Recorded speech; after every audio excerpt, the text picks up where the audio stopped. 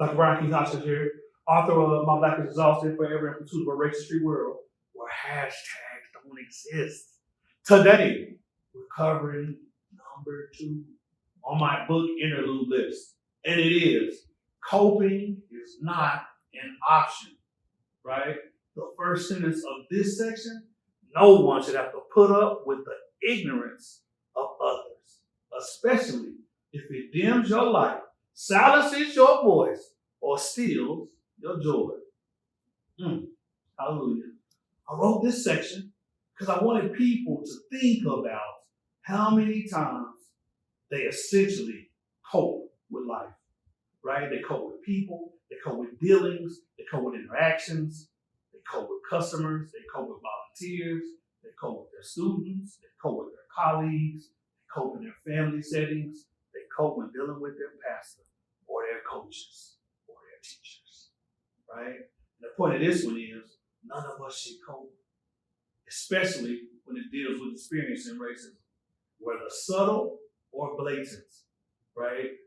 One of the ways that I used to manage coping is I would try to avoid going to a space, place, or time, right? And so when I was working on my doctorate again at the University of Utah, there were times when I just wouldn't go to class. At the beginning of each semester, I would look and say, how many classes can I miss and not lose a letter grade? Or how many classes can I miss and not be expelled from the course, right?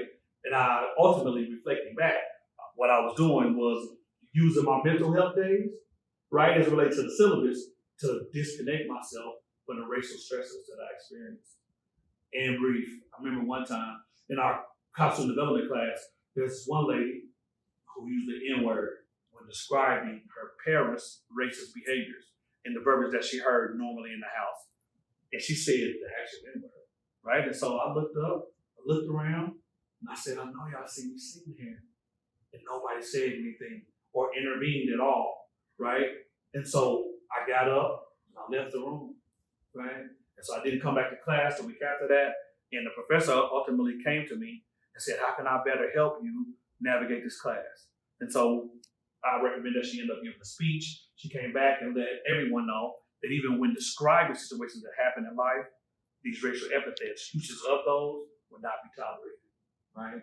And so I chose not to cope in that moment and stand up for myself, right? Because I felt like I was disrespected. And even though I'm not the N-word, right? Whenever I hear it said aloud, it's an act of violence. And so just know that you don't have to cope. You can always leave or exit or find someone who can advocate for you.